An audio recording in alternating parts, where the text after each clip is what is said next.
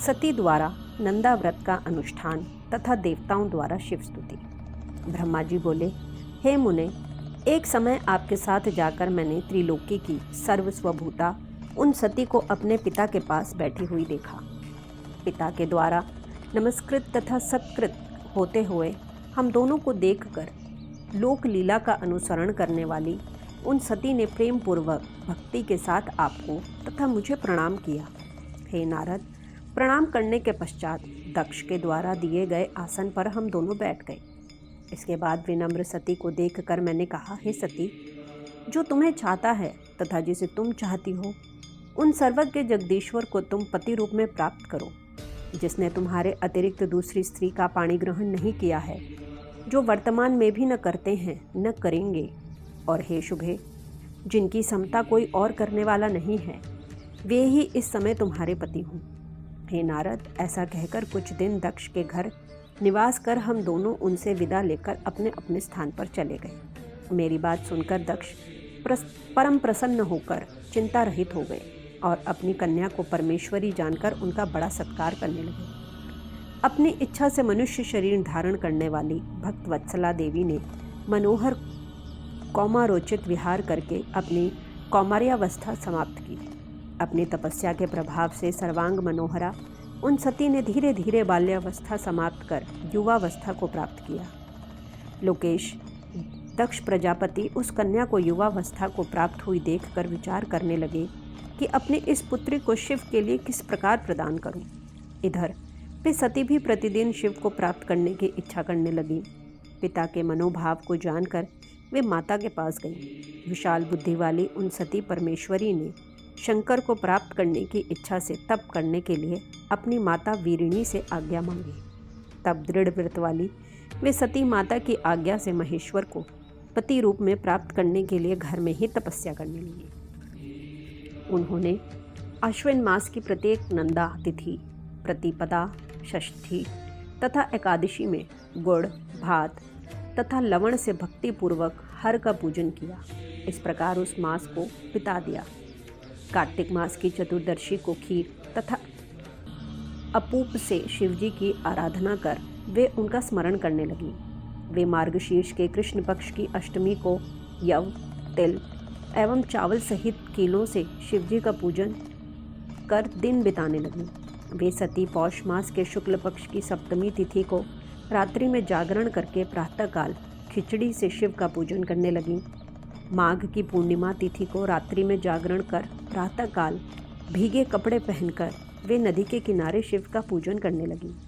फाल्गुन कृष्ण चतुर्दशी को रात्रि में जागरण कर सब पहरों में बिल्व पत्र तथा बिल्व फल से शिव की विशेष पूजा करने लगी। चैत्र शुक्ल चतुर्दशी को वे सती पलाश पुष्प तथा दवनों दोनों से शिवजी की पूजा करती थीं और दिन रात उनका स्मरण करती हुई समय व्यतीत करती थीं। वैशाख शुक्ल तृतीया को गव्य, तिलाहार, यव एवं चावलों से शिवजी का पूजन कर उस मास को व्यतीत करने लगी। ज्येष्ठ की पूर्णिमा के दिन निराहार रहकर रात्रि में वस्त्र एवं भटकटैया के पुष्पों से शिवजी का पूजन करके वे सती उस मास को व्यतीत करने लगी।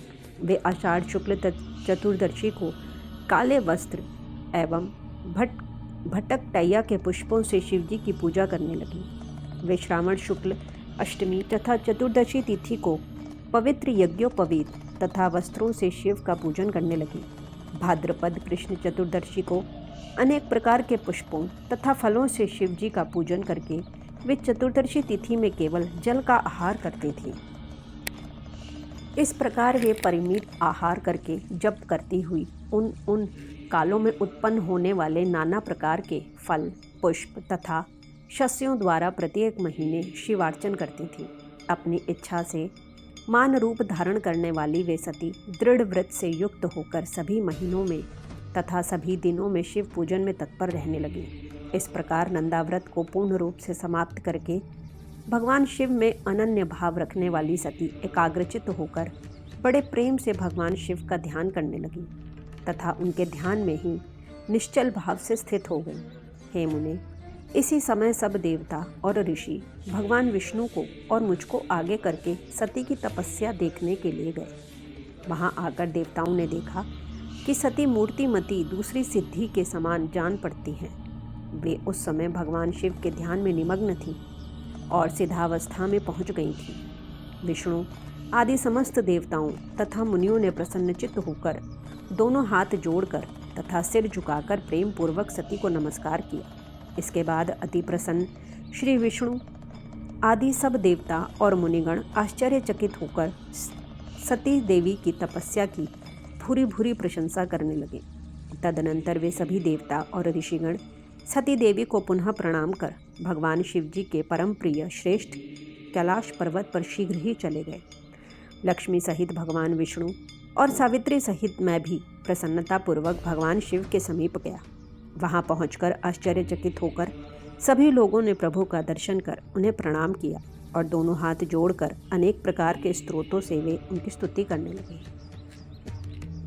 देवता बोले, परम पुरुष महेश्वर, परमेश्वर और महान आत्मा वाले सभी प्राणियों के आदि बीज, चेतन स्वरूप, परात्पर ब्रह्म स्वरूप, निर्विकार और प्रकृति तथा पुरुष से परे उन आप भगवान को नमस्कार है जिनसे यह चराचर जगत उत्पन्न हुआ है, जो प्रपंच रूप से स्वयं सृष्टि स्वरूप हैं तथा जिनकी सत्ता से समस्त संसार भासित हो रहा है, जिनके द्वारा यह जगत उत्पन्न हुआ है, जिनके अधीन यह समस्त जगत है, जिनका यह सब कुछ है, जो इस जगत के बाहर तथा भीतर व्याप्त हैं, जो निर्विकार तथा महाप्रभु हैं, जो अपनी आत्मा में ही इस समस्त विश्व को देखते हैं, उन स्वयंभू परमेश्वर को हम लोग नमस्कार कर रहे हैं, जिनकी सृष्टि कहीं नहीं रुकती, जो परात्पर सभी प्राणियों के साक्षी, सर्वात्मा, अनेक रूपों को धारण करने वाले, आत्मस्वरूप, परब्रह्म तथा तप करने वाले हैं। हम लोग उनकी शरण में हैं। देवता, ऋषि तथा सिद्ध भी जिनके पद को नहीं जानते हैं, तो फिर अन्य प्राणी उनको किस प्रकार जान सकते हैं और किस प्रकार प्राप्त कर सकते हैं? जिनको देखने के लिए मुक्त संग साधुजन ब्रह्मचर्य आदि व्रतों का आचरण करते हैं, वे आप हमारी उत्तम गति हैं। हे प्रभु, दुख देने वाले जन्मादि कोई भी विकार आप में नहीं होते, फिर भी आप अपनी माया से कृपापूर्वक उन्हें ग्रहण करते हैं। आश्चर्यमय कर्म करने वाले उन आप परमात्मा को नमस्कार है। वाणी से सर्वथा परे आप परब्रह्म परमात्मा को नमस्कार है। बिना रूप के होते हुए भी बहुत रूप वाले परात्पर अनंत शक्ति से समन्वित त्रिलोकपति, सर्वसाक्षी तथा सर्वव्यापी को नमस्कार है। स्वयं प्रकाशमान, निर्वाण सुख तथा संपत्ति स्वरूप, ज्ञानात्मा तथा व्यापक आप ईश्वर को नमस्कार है। निष्काम कर्म के द्वारा प्राप्त होने वाले कैवल्यपति को नमस्कार है। परम पुरुष, परमेश्वर तथा सब कुछ देने वाले आप प्रभु को नमस्कार है। क्षेत्रज्ञ आत्मस्वरूप, सभी प्रत्ययों के हेतु, सबके पति, महान तथा मूल प्रकृति को नमस्कार है। पुरुष, परेश तथा सब कुछ प्रदान करने वाले आप परमात्मा को नमस्कार है। हे कारण रहित, त्रिनेत्र, पांच मुख वाले तथा सर्वदा ज्योति स्वरूप आपको नमस्कार है। सभी इंद्रियों और गुणों को देखने वाले आप परमात्मा को नमस्कार है। तीनों लोकों के कारण, मुक्ति स्वरूप, मोक्ष प्रदान करने वाले, शीघ्र ही शरणागत को तारने वाले, आमनाय, वेद तथा आगमन शास्त्र के समुद्र, परमेष्ठी तथा भक्तों के आश्रय रूप आप प्रभु को नमस्कार है। हे महेश्वर, आप गुण रूपी अरणि से आच्छन्न, चित्त स्वरूप, अग्नि रूप, मूर्खों के द्वारा प्राप्त न होने वाले, ज्ञानियों के हृदय में सदा निवास करने वाले, संसारी जीवों के बंधन को काटने वाले, उत्तम भक्तों को मुक्ति प्रदान करने वाले, स्वप्रकाश स्वरूप, नित्य अव्यय, निरंतर ज्ञान स्वरूप, प्रत्यक्ष दृष्टा, अविकारी तथा परम ऐश्वर्य धारण करने वाले हैं। आप प्रभु को नमस्कार है।